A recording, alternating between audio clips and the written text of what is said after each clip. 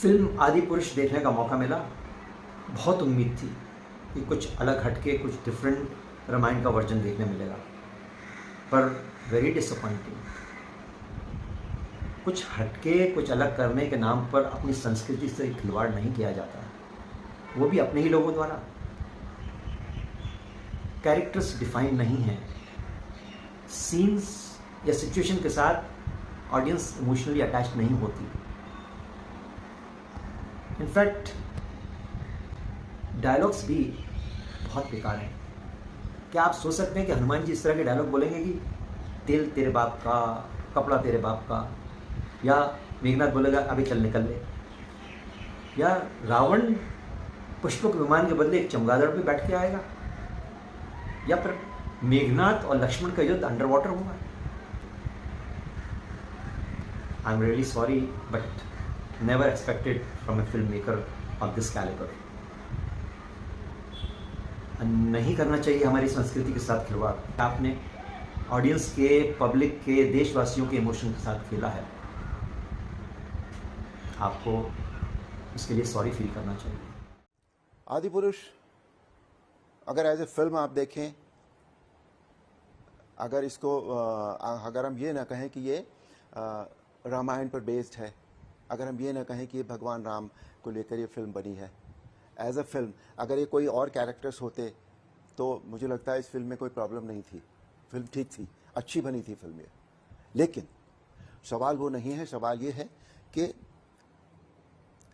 रामायण को इस लाइट में दिखाना, जो वो चरित्र जिन्हें हम भगवान मानते हैं, जिन्हें हम भगवान की तरह पूजते हैं, जो हमारे दिल में बसे हैं, जिनके ऊपर जो हमारी सांस्कृतिक धरोहर हैं, जो हमारी मौलिकता है, जो हमारी आस्था है, उनके साथ जो क्रिएटिव लिबर्टी ली गई है, वो सभी को, ज़्यादातर लोगों को अपील नहीं हुई। वो इससे मैं भी इससे इत्तेफाक नहीं करता बिल्कुल, क्योंकि मैं भी ये मानता हूँ, मैं कंजर्वेटिव हूँ इस मामले में। मुझे कहने में कोई परहेज नहीं है कि मैं कंजर्वेटिव हूँ। जिस स्वरूप में मैं भगवान को, जो मेरे सामने, जो मेरे मन में उनका स्वरूप है, मैं उसी रूप में, उसी स्वरूप में उनको देखना चाहता हूँ। तो जो आधुनिकता के नाम पर, क्योंकि और पौराणिकता, भगवान ना तो पौराणिक है ना आधुनिक है, भगवान आदि हैं, अनंत हैं। आज हम जब मैंने जैसा थोड़ी देर पहले कहा कि आज अगर हम माता पिता की पूजा करते हैं, माता पिता की इज्जत करते हैं, अगर उन्हें कोई उनकी शक्ल को अलग करके कोई पेंट करे तो क्या हमें अच्छा लगेगा? नहीं अच्छा लगेगा। अगर वो आधुनिक पेंटर भी होगा कोई, तो हमें गुस्सा आएगा कि नहीं ये क्यों हो रहा है। तो मैंने फिल्म देखी तो नहीं है, पर मैंने सुना कुछ 4-5-6 लाइनें ऐसी हैं जो इस तरह से लिखी गई हैं। मैं अपने बारे में ये कह सकता हूँ कि मैं बहुत मर्यादा में रहता हूँ। मैं इस तरह की भाषा का प्रयोग नहीं करता बिल्कुल भी। और दूसरा ये है कि कैरेक्टर्स जो होते हैं, अब नॉर्मल अगर कोई फिल्म हो तो जिसमें आज के नॉर्मल कैरेक्टर्स हों तो ठीक है, इस तरह के संवादों के साथ कोई प्रॉब्लम नहीं है। इससे भी ज़्यादा ख़राब संवाद आजकल फिल्मों में आते हैं, इवन गालियाँ भी देते हैं फिल्मों में तो। लेकिन ये जो कैरेक्टर्स है, अगेन बात घूम फिर कर वहीं आती है कि जिनकी हम पूजा करते हैं, उनके मुंह से इस तरह के संवाद कहलवाना अच्छा नहीं लगता। मुझे लगता है ये उन्होंने जानबूझकर तो नहीं किया होगा, मेकर्स ने, जिसे हम अपमान की संज्ञा दे रहे हैं, ये उन्होंने जानबूझकर तो नहीं किया होगा। उन्होंने क्रिएटिव लिबर्टी ज़रूर ली है।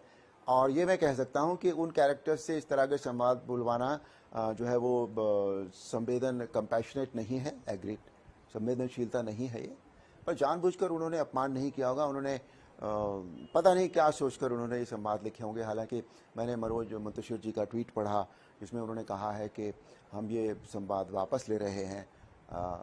बहुत अच्छा उन्होंने ये फैसला लिया है, लेकिन जो नुकसान होना होता है वो नुकसान हो चुका है ना। तो पर फिर भी उनके मन में ये बात आई, उन्होंने सबकी भावनाओं का आदर किया है, तो अपमान नहीं किया होगा उन्होंने जानबूझकर। कोई नहीं करता परमात्मा का अपमान, और परमात्मा का अपमान करके कहाँ जाएंगे।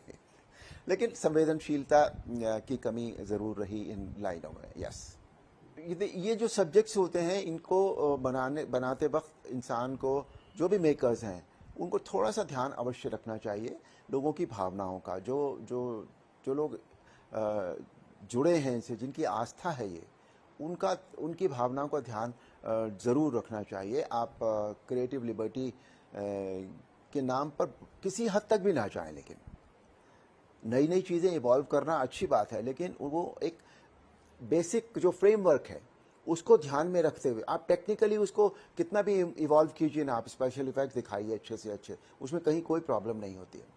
लेकिन जो स्वरूप है, बिकॉज हम निराकार की पूजा नहीं करते हैं, हम साकार स्वरूप की पूजा करते हैं, और वो स्वरूप जो हमारे मन में बसा है, जब वो हमें कहीं अलग दिखाई देता है तो हमें तकलीफ होती है उससे।